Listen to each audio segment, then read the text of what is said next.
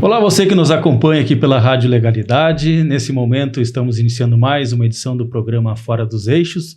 Sejam todos bem-vindos e bem-vindas para mais uma edição.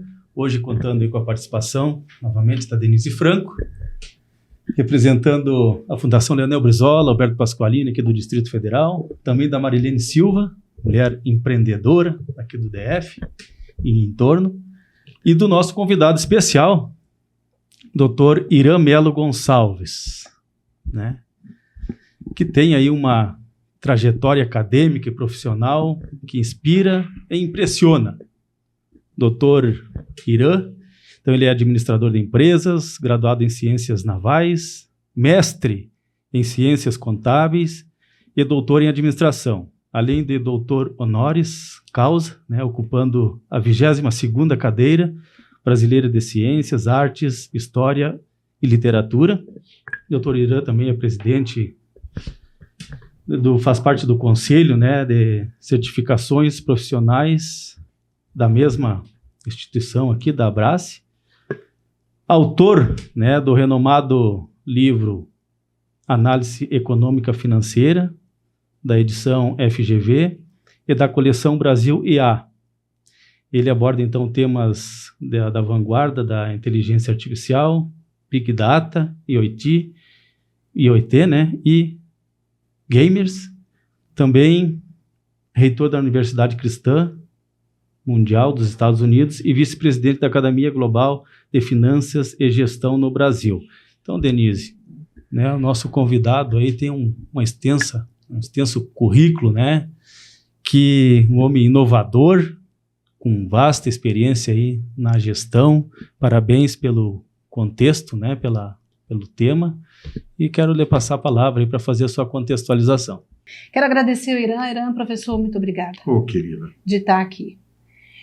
O tema hoje é um tema que incomoda muito a juventude, a falta de oportunidade, quem está fazendo uma migração de cabeça, meio que a gente é de uma geração que não está lidando muito com tecnologia, precisa se empregar, e o professor é uma figura importante nesse segmento, e ele tem conhecimento de causa do mercado e o que está acontecendo nessa transição. A gente tem agora um desafio muito importante, que é o desafio do emprego, da renda, para jovens também, para os 50+, para outras gerações. Né, professor? Então, essa realidade é uma realidade que a gente tem que tomar coragem para falar dela. E a gente não poderia se furtar no Fora dos Eixos de estar trazendo esse tema, professor. E para abrir essa conversa, eu queria que o senhor desse um pequeno contexto para a gente começar, né, Mari? A conversar. A gente está com a Mari aqui, empoderada com a gente de novo. Obrigada. Eu que agradeço. E a gente precisa entender e quebrar alguns conceitos, e vamos contar com o senhor hoje, professor, para nos desmistificar algumas crenças. Quando a gente fala de inteligência artificial, todo mundo, as crianças estão perdendo o cognitivo, não vão mais escrever livros, estão perdendo massa crítica, porque a inteligência artificial vai dominar e tudo. E o professor hoje vai ajudar a gente a entender esse contexto para as famílias, para os educadores. Isso é muito importante para a gente se inserir e começar a ter entendimento sobre as oportunidades dessa nova economia. Então, a primeira pergunta é essa. O que é a nova economia, professor Irã? Excelente pergunta. O termo para nós começarmos, para contextualizar isso. Inicialmente, que a nova economia não é tão nova assim, né? A gente já fala sobre a nova economia há mais de 20 anos. Nós estamos em 2024. Em 2004, ou seja, 20 anos, quando nós estávamos na coordenação de cursos de MBA na FGV do Rio, nós lançamos um curso MBA de gestão na nova economia, há 20 anos atrás, que era para tratar das questões de internet, qual era o impacto da internet nos negócios e nas instituições públicas, na educação e tudo, e como os negócios poderiam ser geridos a partir de então. Ocorre que, Denise, sempre no mundo, a tecnologia e os conceitos, quando são disruptivos, eles geram uma onda nova, né? Porque a tecnologia influencia os conceitos e os conceitos ajudam a influenciar a tecnologia. Ora, então não é uma mudança, é uma quebra mesmo. Então nós tivemos uma quebra lá atrás com a internet, que nos aproximou a todos, né? E criou a aldeia global com seus nichos. O que significa isso? O mundo ficou menor e as classes ficaram iguais no mundo pelo conhecimento. Explicando melhor. O motorista do Uber brasileiro, ele é muito parecido com o motorista do Uber espanhol, japonês, indiano. E ele tem os mesmos desafios. Ele, por algum motivo, ele saiu do mercado de trabalho.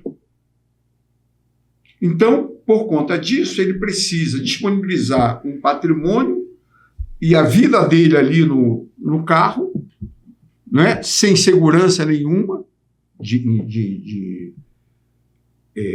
INSS, previdenciária, né? E tudo. E já o doutor que cuida de segurança cibernética da Apex, aqui, ele é muito parecido com... Ele tem a mesma renda, mais ou menos. E as mesmas seguranças do que um outro profissional no outro país. De segurança cibernética lá. Só que ele, para ser diretor de segurança cibernética da Apex, por exemplo, estou dando um exemplo de um amigo meu que foi, ele teve que fazer o doutorado. Primeiro ele fez mestrado na Unicamp, na área de TI, depois fez doutorado em criptografia na Universidade de Londres. O que significa que, se a pessoa não quiser se tornar um cidadão global, é só ela ficar fazendo a mesma coisa que ela faz sempre. Não estudar. Não buscar conhecimento. Cidadão global é aquele que tem empregabilidade em qualquer lugar do mundo. Por quê? Porque as empresas demandam aquele conhecimento dele. Pode ser aqui, nos Estados Unidos, em qualquer lugar. Ele está preparado e escolhe onde ele quer morar.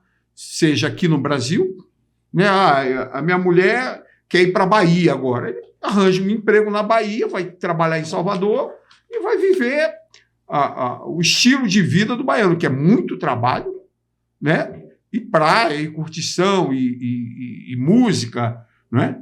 Se ele quiser ir para São Paulo, ele vai lá para São Paulo ralar, né? Que ele tem emprego também. Então, é pelo conhecimento. E, nesse sentido, nós tivemos a primeira onda lá em 2000. E agora nós estamos na segunda onda. Que é o quê? Essa tecnologia toda vindo, né? Com a inteligência artificial que está integrando tudo, né? Está integrando o IoT, está integrando o Big Data, está automatizando processos, né? E as empresas vão precisar, é a minha conclusão para a nova economia, a nova economia gera empresas mais enxutas, precisando de menos gente, só que cada pessoa que está ali vale muito mais para a empresa. Por quê? Porque a cada momento do expediente, ela tem que tomar decisões holísticas, complexas, sofisticadas. Então, as pessoas que têm conhecimento, que estão nessa onda, que estão estudando, elas valem muito mais para a empresa, e não é só aqui de Brasília. É do mundo todo. É do mundo todo. É isso. Então, olha só, que Essa interessante é isso. Olha que contexto que a gente vai ter aqui para romper definitivamente com algumas crenças.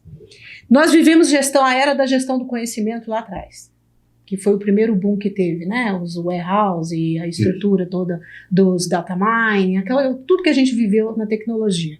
Agora, tem uma camada essencial, que é a formação, que é a mente, que é a gente sair do quadrado do enquadramento daquele warehouse, das dimensões do cubo, da informação. Agora as empresas elas estão falando o seguinte, vem agora o desafio da nova economia, que é a gente transmutar do dado, da informação, para o conhecimento. E aí, isso aconteceu há 10 anos atrás. O que veio agora? A nova economia, trazendo a inteligência como suporte. Para isso, a mente da gente tem que mudar. A forma da gente pensar tem que mudar. O cognitivo vai mudar, concorda, professor? É a capacidade de linkar as coisas. De linkar as coisas. Há 3 meses atrás, um amigo meu, que é da área de tecnologia, da área de IA, que monta sistemas, ele olhou para mim e disse assim, cara, tu és professor? Eu digo, sou professor. Agora, com a IA, tu está morto. Legal, então eu estou morto. Ele disse, quer ver? Diz uma área aí do teu conhecimento. Eu falei, formação de preços. Aí ele, tu dá aula de formação de preços? Eu falei, dou aula de formação de preços. Então eu vou te fazer algumas perguntas da área de formação de preços, tu vai jogar no chat GPT aí para ver se ele responde. E comecei a fazer, eu disse, olha, quais são as estratégias de preço para concorrências monopolísticas com elasticidade alta? Aí disse, não respondeu. Então preste atenção, cara. O que é formação de preço? É uma área do conhecimento diabólica que o cara tem que entender de estratégia, de microeconomia, de custo e de marketing. E de cenários. Então tem que estudar esse negócio todo. Para que? É difícil? Não é difícil, mas é complexo. E aí, nesse nível, a IA não chega, Denise. Ela não chega nas complexidades. Ela chega no conhecimento puro. Se você perguntar, usando esse exemplo aqui, o que é uma concorrência monopolística? A IA, qualquer IA, grátis, aí vai dizer, olha, concorrência, são muitos ofertantes no mercado, monopolísticos, os produtos são únicos. Os exemplos e tudo. Vai dar. Agora, ela não consegue responder estratégias de preço para uso de capacidade ociosa numa concorrência monopolística com elasticidade alta. Então, ela ainda não consegue fazer esse link. Ela vai fazer. Mas ainda não. Professor, pensando nessa nova economia, como que o senhor vê, por exemplo, a situação do nosso país, que é um país de extrema desigualdade social e que tem muitas pessoas que não têm acesso à educação básica. A educação básica ainda é um problema, né? Como que o senhor vê essa questão da nova economia, das IAs? Tem pessoas que não têm nem acesso à internet. Como que o senhor vê esse cenário para o Brasil? Mari, você foi na mosca. Você foi lá na base e disse, olha, cara, nós temos este problema. Não adianta a gente falar nova economia se nós temos esse problema. E se você me permite, eu vou contar a história de um aluno de mestrado em educação que era professor de matemática para 5ª, 6ª e 7ª série no colégio público em Boa Vista. E ele fez uma dissertação de mestrado, eu fiz parte da banca, em que ele tentava entender o problema para propor solução de algo que era terrível para ele, porque os alunos estudavam até a 4ª série antigamente, hoje o 5º ano, com as professoras pedagogas. E quando chegavam na 5ª série, que é o 6º ano hoje, chegavam completamente desprovidos de raciocínio lógico-matemático. Então ele fez uma pesquisa muito interessante.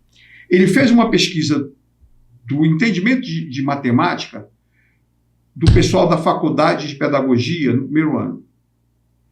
Fez o entendimento de matemática do pessoal que estava se formando. Por que ele fez pedagogia? Porque são os pedagogos que dão aula para a garotada do Fundamental 1. Uhum. E viu que o nível de entendimento de matemática no primeiro ano era 0 e saía 0. Então, esses professores é que estão dando aula para os nossos filhos nos colégios. E ele fez uma pesquisa lá do colégio dele, do nível de entendimento de matemática dos pais dos alunos. Viu que também era 0. Ou seja, era uma desgraça anunciada. Eu sempre, antes de ver essa pesquisa, eu sempre tratei esse assunto como a desgraça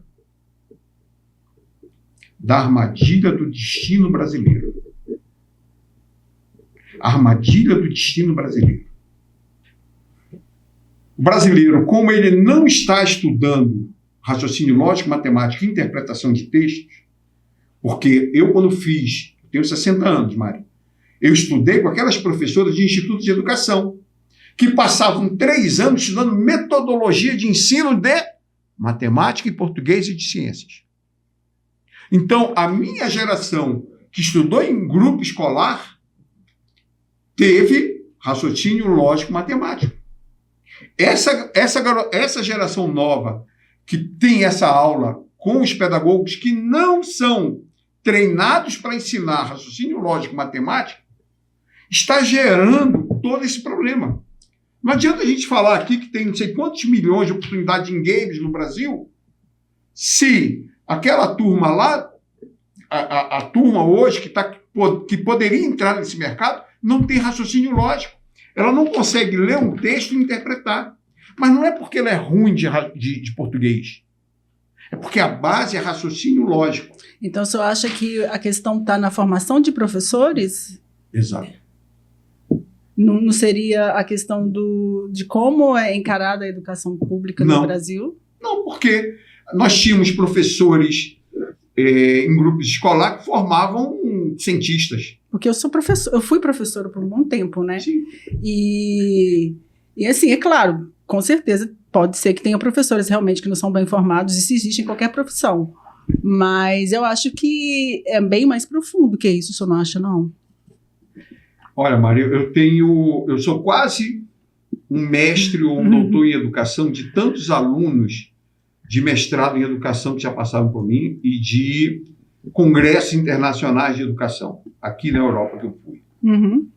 Porque eu sempre fui buscando os porquês das coisas. Recentemente, no governo passado, eu descobri que o secretário executivo do MEC tinha sido meu calouro. Aí um amigo meu ia lá conversar com ele, um assunto, e eu fui lá dar um abraço nele. Uhum. Então eu cheguei lá, aí estou lá, só fui dar um abraço no meu amigo. Então tinha um coronel da aeronáutica do lado dele, tinha um general do outro lado. E ele se viu. E aí trataram um assunto, que era de uma universidade e tal, era um vice-reitor que estava com meu amigo para tratar um assunto da universidade dele. E ele olhou para mim e disse: sim, Irã, pô, que bom, e está fazendo o que aqui? Eu falei: cara, eu vim fazer 2 coisas aqui. Eu vim oferecer um sistema que a minha empresa tem para o MEC, para dar apoio às pós-graduações das universidades públicas. Eu tenho um RP fantástico. Eu quero doar isso ao MEC para auxiliar as universidades públicas a terem as suas pós-graduações presenciais e EAD. Mas, olha, é um negócio fantástico. Aí o senhor que estava do lado dele, que é o cara da aeronáutica, falou assim: não, mas as coisas são difíceis. Porque na área pública, cabeça do empresário, eu digo: cara, eu não vim pedir nada. Eu vim oferecer. Dá de graça para o MEC isso. Tá aí, foi desenvolvido com a minha empresa, com o meu dinheiro, com o meu esforço. Eu vim oferecer. Vocês não querem? Tá tudo bem, cara. Mas a segunda questão que eu quero falar é muito mais importante do que o sistema. Porque esse sistema resolve o problema de verba das universidades federais, que ajuda a gerar caixa. Porque uma universidade em média, federal, em média, tem na faixa de 1 milhão, média, uma faixa de R$1 milhão para despesa de capital. 1 milhão, Mari. O que isso dá? Não dá para nada. Agora, se lança um curso à distância de engenharia de segurança, capta uns 5 milhões ali de renda. E o sistema ajudaria a gerar caixa. Depois eu conto o outro lado, que eu fui lá na universidade. Eu fui chamado lá para ajudar a gerar caixa. Vou aproveitar. Cheguei lá na universidade e falei, está aqui o sistema, a UNB levantou, foi um prédio com esse curso presencial. Vocês podem lançar esse curso com esse sistema para o Brasil todo, vocês vão reformar tudo aqui na universidade. Aí o Ministério Público disse, não pode. Eu falei, gente, olha só, existe um problema sério aqui. E estava toda a reitoria, toda a direção da universidade federal. Eu falei, vocês têm um problema muito sério. Porque se vocês não fizerem nada, o salário de vocês no final do mês está depositado. Esse é o problema de vocês. Vocês não têm motivação para mudar a realidade. Vocês só querem reclamar que o governo federal não manda dinheiro. Mas isso, desde 1500 não tem isso. Desde quando Dom João VI criou a Escola Naval, que foi o primeiro ensino superior que foi criado aqui, não tem verba para a educação, nós somos um país pobre. A questão não é que a verba é pouca. Mentalidade. Né? A questão é o que nós vamos fazer para mudar essa realidade com a verba pouca. Então, aí eu falei, olha, vocês não querem. Desculpa, vocês não querem. Vocês estão preocupados com outra coisa. Vocês não querem resolver o problema. Fechou aqui. O segundo assunto foi, eu falei, olha, porque eu já fiz muita pesquisa com ensino público, com professor de escola rural, muito, Mari. Eu já formei em mestrado 3 indígenas. Eu já tive 3 indígenas formados em mestrado na Europa. Não foi aqui. Nós demos apoio a essas pessoas.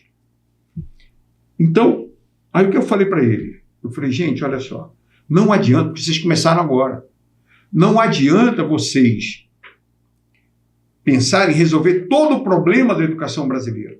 Jamais vocês vão ter recursos para isso. Mas talvez, com foco, vocês resolvam o principal problema da educação brasileira. Que foi o que você falou. Que é o raciocínio lógico, matemático daquelas crianças que estão lá. Que chegam na 5ª série ou no 6º ano sem saber ler e sem saber fazer uma conta de uma conta simples, de uma raiz quadrada, de uma regra de 3. Ali está, e eu falei isso para o secretário. Falei, cara, resolve isso. É ali que está o professor. Você tá resolve isso, cara. Entendi. Resolve isso. Entendeu? Depois eu fui abduzido, Mari, por um estudo. A sociedade civil apresentou um estudo, lindo estudo, com blockchain, com o negócio todo, e eu fui abduzido ao grupo para apresentar isso também de novo ao MEC. Que era para quebrar essa questão da formalização do ensino superior e trabalhar as competências. Então, basicamente, é um sistema que eram registradas as competências para o emprego. Né? Então, e os cursos tinham que estar de acordo com aquelas competências. Simples. Só que cada um iria, tipo o Uber, a gente não avalia o motorista, ele avalia a gente. Cada um iria avaliar todo mundo. Olha que genial que os caras o gestor, criaram. Inclusive, né? O gestor público nessas alturas. Você aqui na rádio, aí contrata um administrador.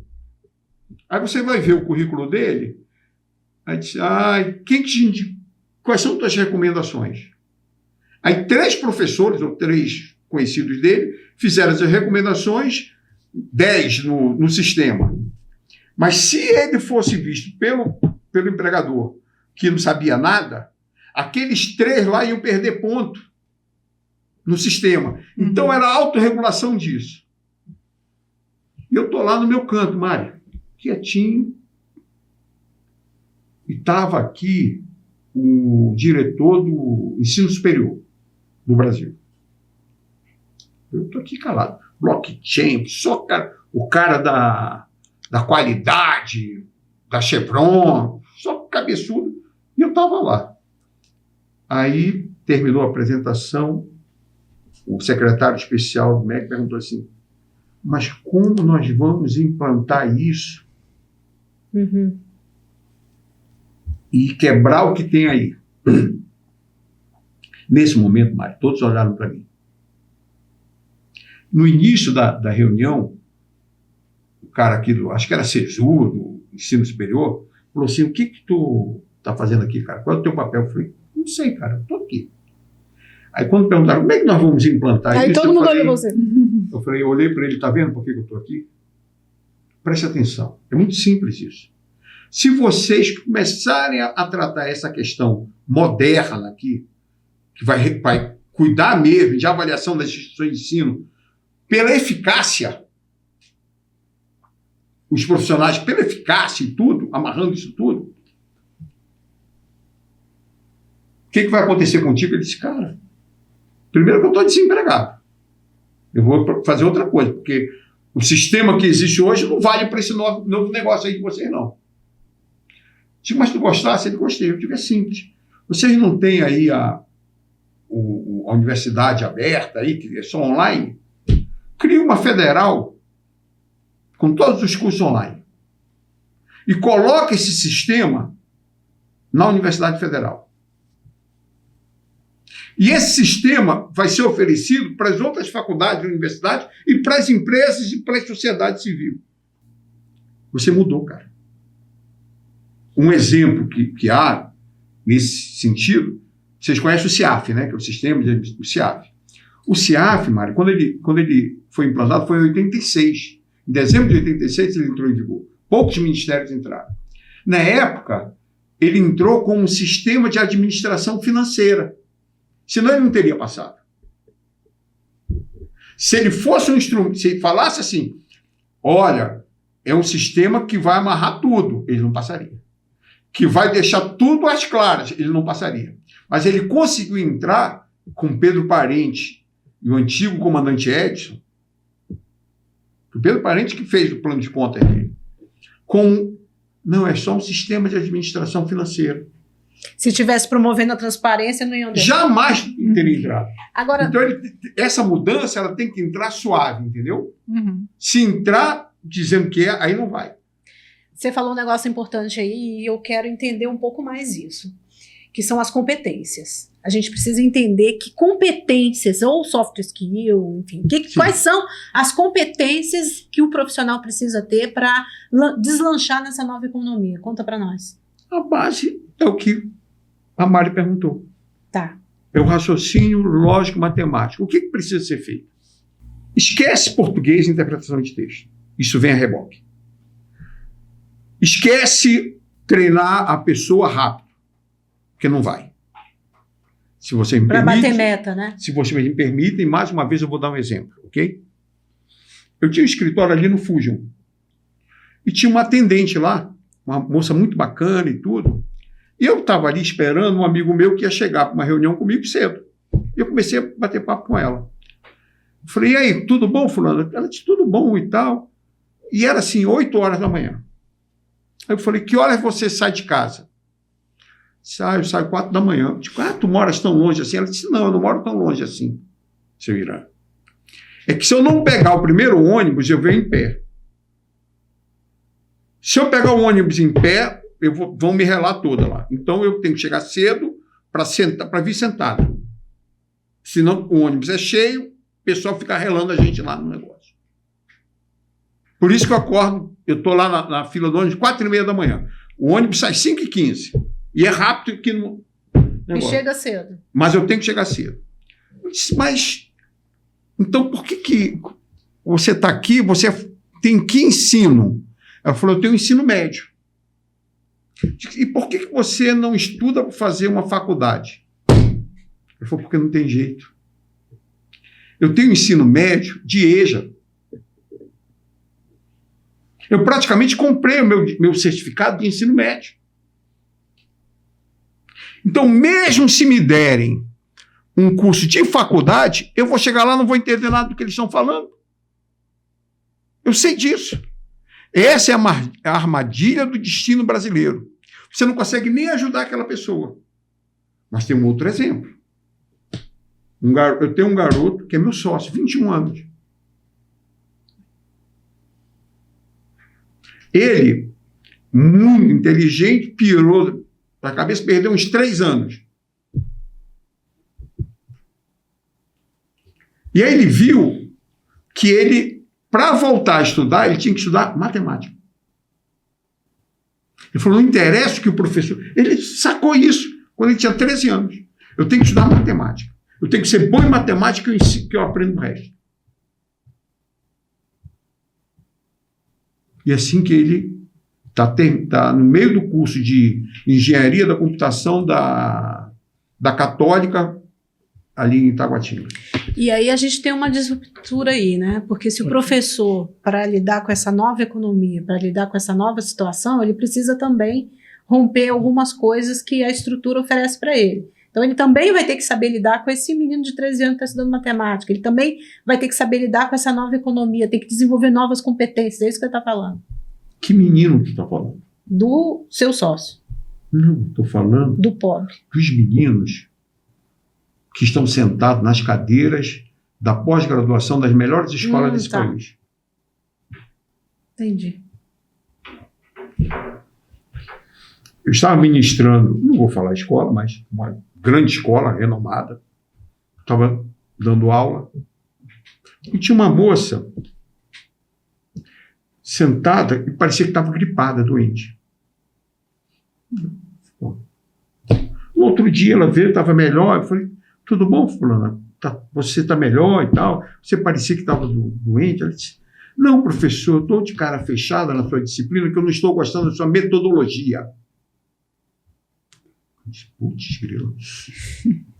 Esse negócio de estudo de caso e tal, eu disse, olha, não tem jeito, porque é uma disciplina complexa, eu tenho estudo de caso, e eu disponibilizo para meus alunos, olha o que eu disponibilizo.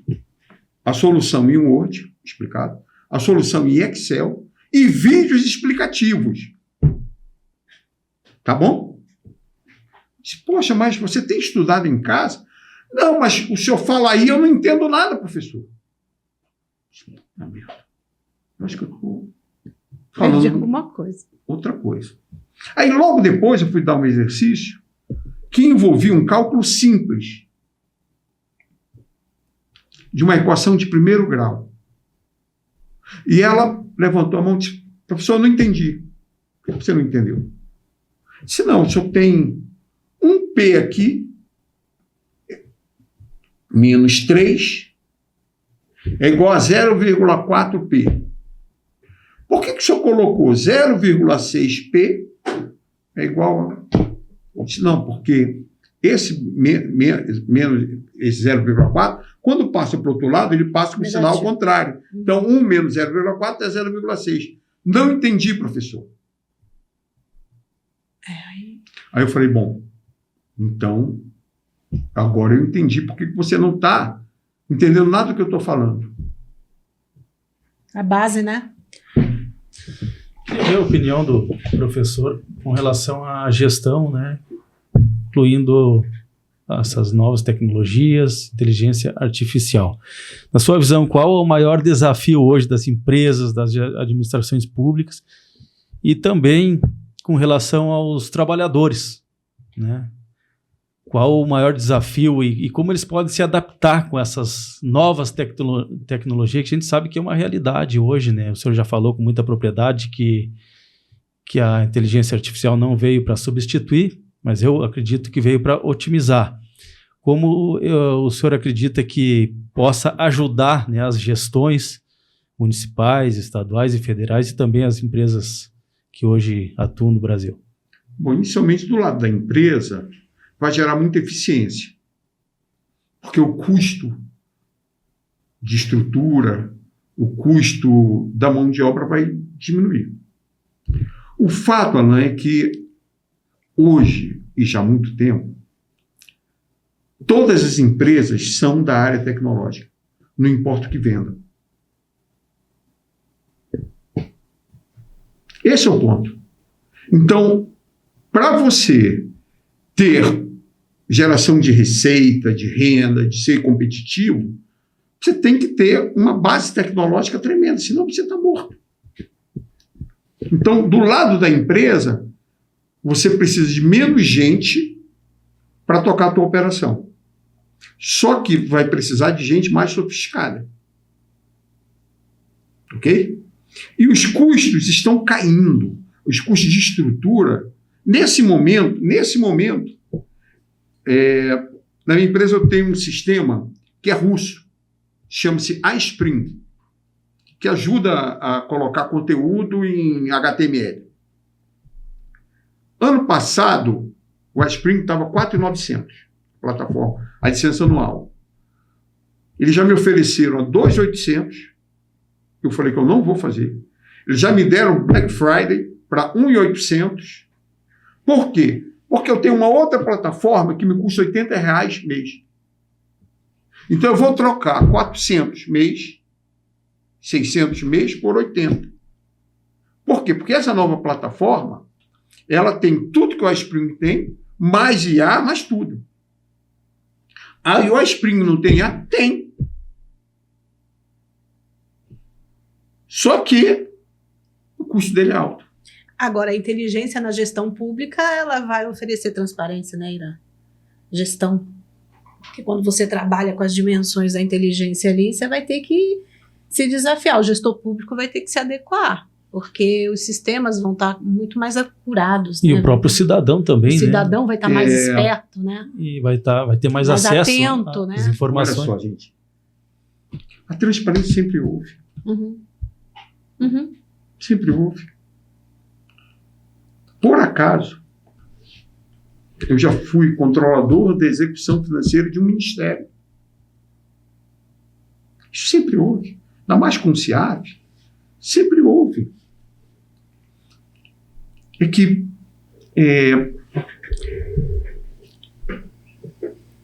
há um problema de conceito para a gestão pública. Conceito, cara. Porque as atividades em qualquer organização, Alan, elas são ou padronizadas ou são discricionárias. O que é uma atividade padronizada? Por exemplo, eu tenho uma fábrica desse caderno aqui. Eu consigo padronizar a quantidade de recursos para cada caderno, é ou não é?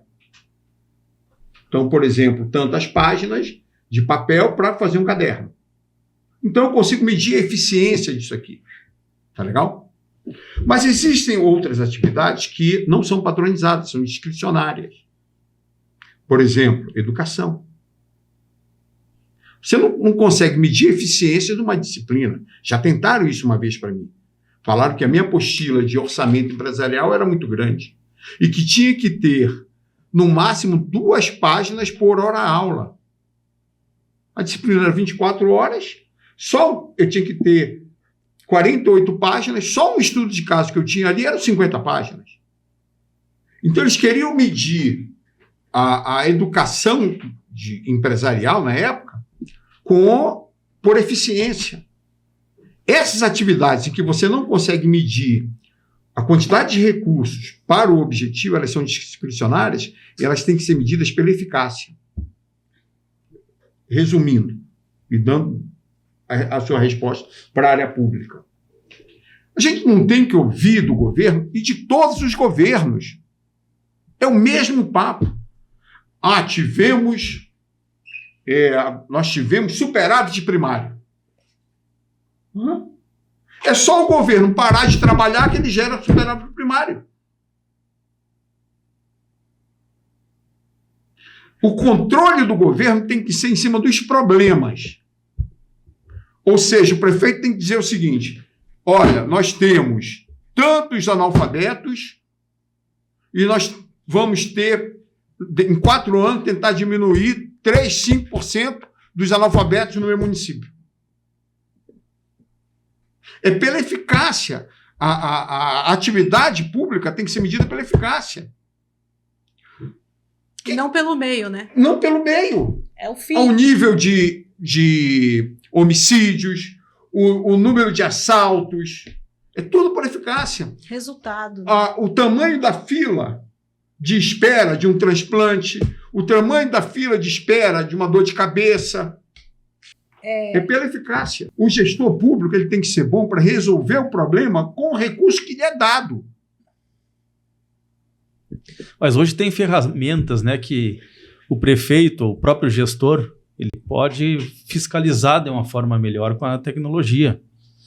Por exemplo, hoje tem mecanismo do prefeito clicar no botão e ver lá se o médico está trabalhando. Agora você quer saber que agora alinhado aqui com o professor e alinhado com a gestão trabalhista, o que a gente vem ofertando no Centro de Formação de Gestores Trabalhistas, que é o nosso desafio, será que o prefeito sabe interpretar o indicador?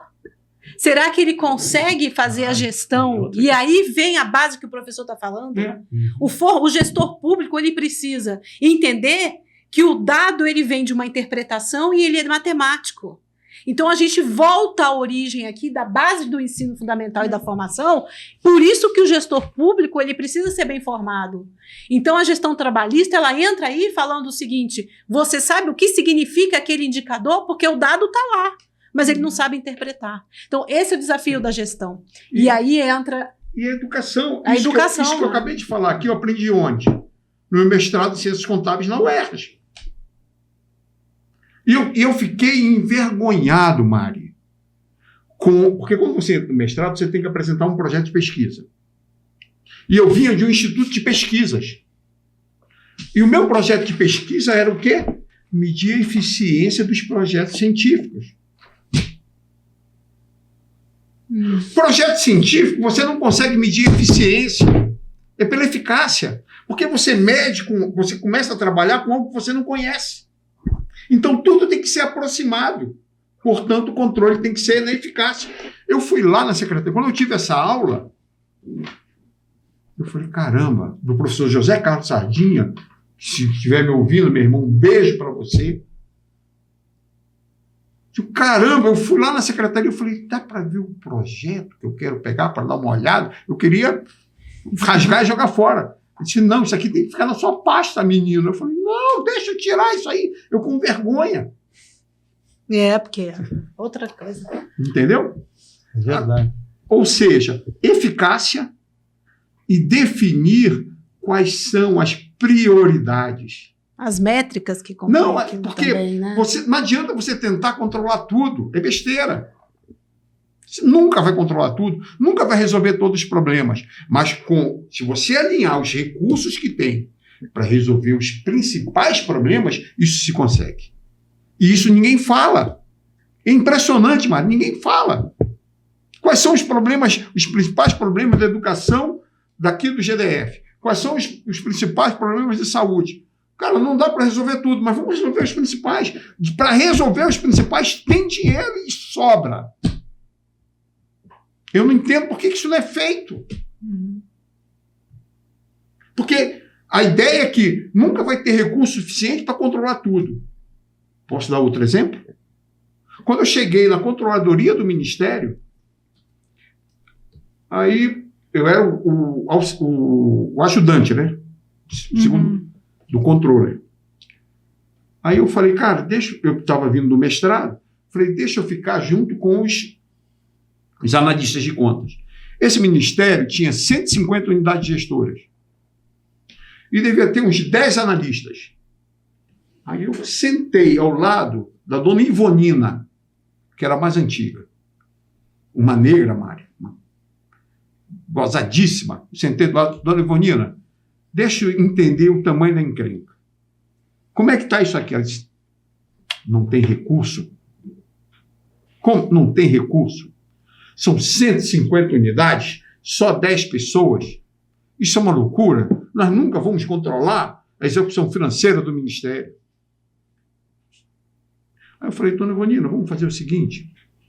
Faça uma tabela para mim das unidades gestoras e o orçamento. Eu fiz uma curva de Pareto. Nós descobrimos que 17 unidades gastava 80% do orçamento. Mas a gente não controlava nada, que era um bando de barata solta numa caixa de sapatos. Manda assim. Nós, por mágica, começamos a controlar 80%. Controlar o resultado, 17. né? É Olha, eu falei, olha, na boa, vamos controlar só as 17 aqui. Aí, depois nós descobrimos que mais umas 20 eram as 15. Aí nós controlamos 95% dos gastos do Ministério. Aí o chefão lá da controladoria chegou. E os 5%, Irã? Nós não vamos controlar? Eu falei, claro que não. O custo do controle não justifica controlar isso aí. Gestão na veia. Ou seja, entender o conceito e gerar prioridade. Meu Deus, é difícil isso. Nós começamos com a sua pergunta brilhante, Mário. Como é que a educação vai entrar nesse negócio da nova economia? Resolve o principal problema. É difícil isso, gente? Não é. Não é. Vamos fazer Olimpíadas de raciocínio lógico e matemático para essas crianças. Vamos fazer sorteio. Vamos dar cursos para os pais. E vamos resolver este problema. Porque se resolver este problema, cara, destrava tudo. E pegando esse gancho aí, quais são as novas profissões geradas para Big Data, assim? As novas profissões. Eu até peguei a minha cola. Porque são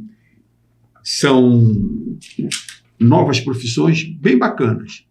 Cientista de dados, especialista em análise de dados, engenheiro de dados, arquiteto de Big Data e analista de BI.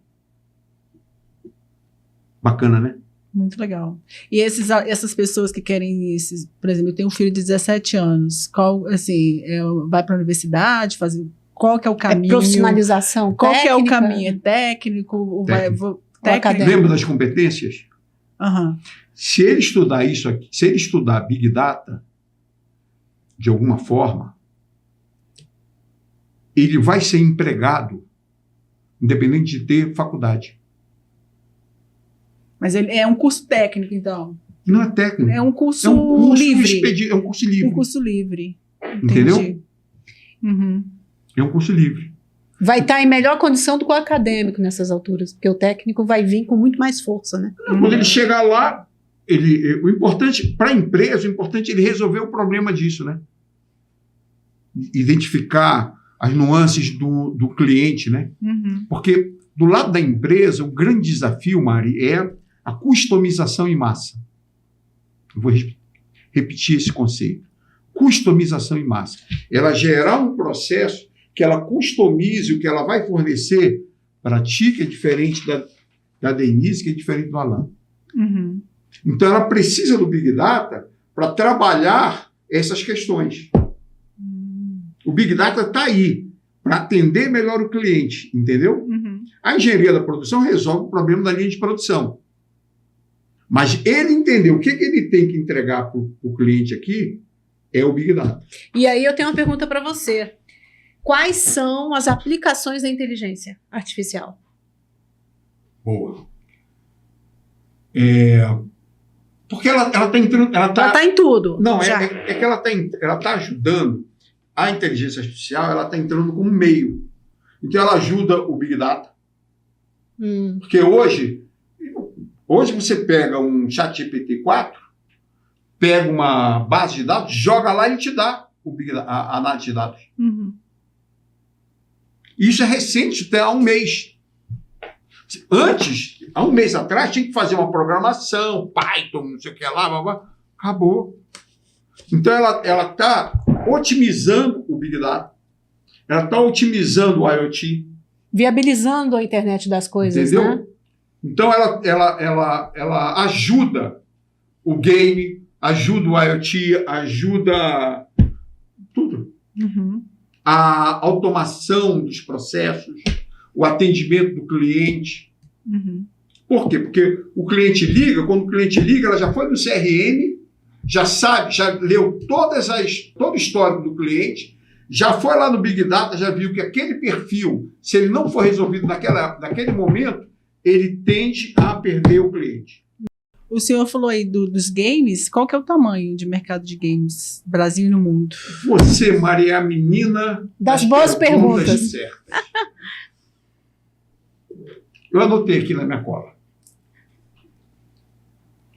Vamos lá. O mercado do mundo hoje de games é de 180 bilhões de dólares ano. Ou 1 trilhão de dólares, mais ou menos. Como o mercado é mundial, Mário, são 3,2 bilhões de pessoas que jogam regularmente. Mas vamos trazer para o nosso país. Uhum. No nosso país, 95 milhões de pessoas já são jogadoras. 51% as mulheres. As mulheres estão jogando mais do que os homens. Olha, eu não sabia disso. Fora dos eixos, a mulherada. Só que desses 95 milhões, 65% são chamados casual games. Jogo de vez em quando. 25% jogam, mas não são hard. E tem os hardcore, que dá 10 milhões de brasileiros que gastam em games R$250 por ano. Se você pegar 10 milhões e multiplicar por 250, eu não estou falando dos restos, eu estou falando do pessoal pesado. Multiplica aí. 10 milhões por 250. Se for só 1 milhão, daria 250 milhões. Nós estamos falando de 2 bilhões e meio. 2,5. Mas aí tem uma outra questão. Isso é só software, tá? Uhum. Esse pessoal, que dá quase 10 milhões de pessoas, investe em média por ano R$5.000 em equipamentos. Então você multiplica 5 mil por 10 milhões, dá uma baba. É uma oportunidade, um garoto fazer um portal para vender computador, montar computador para game. Faz um teste. Eu fiz um teste agora. Eu fui aqui na Feira dos Importados e pedi para montar um computador. Ah, de game? Não. Um computador que não trave, que use aí, seja um bom processador e que aceite uma internet de não sei quantos gigas aí. Ah, 5G, boa. Porque o meu notebook, como ele é 2015, ele não aceita mais o 5G. Entendeu? Por isso que eu estou vendo. Aí veio o orçamento. R$5.300. Se um garoto pegar e importar peças da China, ele começa a vender esse mesmo computador melhor para game por 3 mil. Montar computador. E o que ele precisa fazer? Entender que tem que pegar uma placa principal, pegar e comprar da China. E fazer um portal e dizer assim, eu vendo computador para game, entrego em casa. Montadinho. E ele vai ganhar, no mínimo, R$2.000. Se ele vender um, ele ganha R$2.000 por mês. Então, essa seria uma área que ele poderia se especializar. Sim. E é simples você entender, montar computador. Não precisa ir lá estudar matemática e tudo para aprender a fazer game e ser bilionário. Não, cara. Se o cara vender 10 computadores, tendo uma margem de R$1.000 em cada computador, ele tem 10 mil por mês. Interessante. Tá aqui, ó. E em quais outras áreas, dentro dessa área de game, que ele pode se especializar, além de O montar um game, computador? Quando você olha game, você tem que ver o seguinte. 4 áreas. Uma área é o que aparece. O cara ser jogador de game. Ser atleta de game. Mas atleta de game é que nem atleta de futebol profissional. Tem um ou outro que ganha bem e o resto tudo ganha salário mínimo. Que é difícil. Tira isso aí, que isso aí é furado. Mas ele pode desenvolver games. Ele pode aprender a desenvolver games, que não é difícil. Ele vai estudar o quê? C#, que não é difícil, um Python, que não é difícil. E ele desenvolve um game. E ele vai colocar o game dele numa plataforma que vai cobrar dele 30%. 70% é dele. Opa, como é que é? Ele vai ganhar 70%, a plataforma vende e ele ganha 70%. Então, desenvolvimento de game. Uhum. Terceiro, design de game. É o cara especializado em ajudar o desenvolvedor a fazer a narrativa, é a questão da jornada do herói, entendeu? Da As textura, as fases, a psicologia do público-alvo daquele jogo. Uhum. Então, tem uma outra área de design de games. E tem uma quarta área, que eu acho que essa é fantástica, que é o cara saber vender game dos outros. E esses cursos no mercado hoje têm disponibilidade? Eu estou sabendo, a boca miúda, que haverá aqui no GDF esses cursos para os alunos do final do ensino fundamental e do médio. É o que eu ouvi dizer. Em todas as escolas? Públicas e privadas? Públicas. E você falou aí também de mulheres jogando. Tem um recorte por idade? São mais jovens e adolescentes? Mas provavelmente deve ser mais jovens e adolescentes. 25, né? 35, que eu me lembro. Entendi. A moda. Uhum. Sim. É porque os adolescentes gostam muito. Há duas né? tendências de consumidor de game. As mulheres, que estão crescendo muito, e os acima de 60 anos. Uhum. Sim. Que sai do YouTube e vai jogar. Vai jogar. Mas legal. Essa questão do game é um mercadaço. Mercadaço. Bem Fica amplo, a dica, né? Para o pessoal, para os jovens, né? Uma alternativa de renda, né? Que hoje faz toda a diferença aí numa crise que a gente está vivendo aí de essa crise de recursos, essa crise de emprego e renda, que é o nosso tema hoje no Fora dos Eixos, deixa a gente... foi muito boa essa conversa, professor, porque deixa a gente aqui para pensar. A gente vem aí, ligou o automático, então vamos falar que tudo é política pública, vamos falar que tudo é culpa de A, de B e de C. Mas o que está acontecendo aqui é que a gente vai ter que romper com algumas crenças, com esse mecanismo da educação. A gente vai ter que realmente entender como que vai melhorar a gestão pública focada para resultado, gestão de indicadores, o entendimento disso. Isso é uma conclusão importante que a gente teve hoje aqui. Então, mais uma vez, a gestão trabalhista está clara e que tem que ter boas formações de gestor público, porque precisa ter uma formação. Não adianta ficar gerindo controle pelo controle. Tem que fazer a mudança acontecer pela eficácia, pelo resultado, que é essa a nossa proposição. Né, com certeza. O povo está esclarecido. O povo ficar esclarecido, mas em cima de resultado, em que aquele recurso ele seja otimizado. E só a gestão pública eficiente consegue fazer isso, né?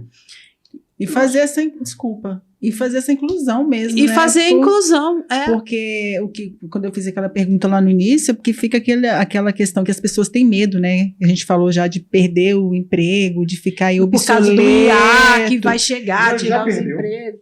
Mas tem que... Então, mas aí que fica a questão, tem que se criar... O que vai se criar para essas pessoas não ficarem para trás, né? Elas porque têm que superar. Muitas...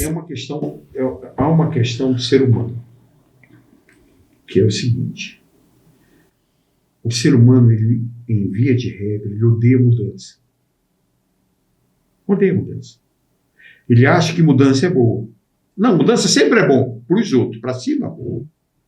Então ele prefere acreditar que para ele aquilo não vai mudar do que levantar e tomar uma atitude. Poucas pessoas param para pensar o que vão fazer na próxima semana.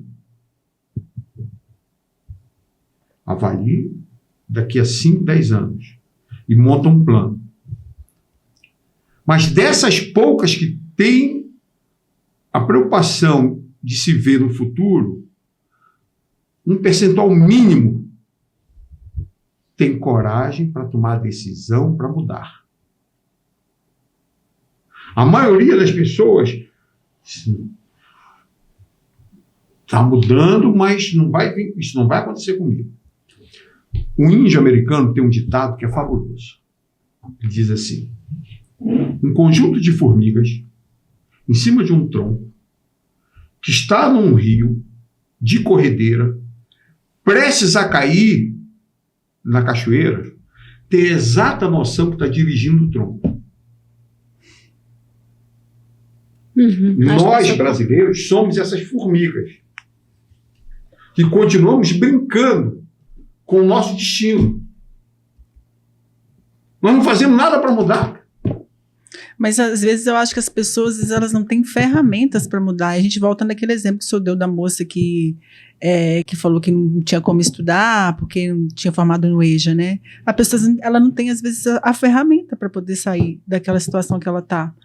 Porque a gente volta na questão da educação, da educação básica. Ela não tem base.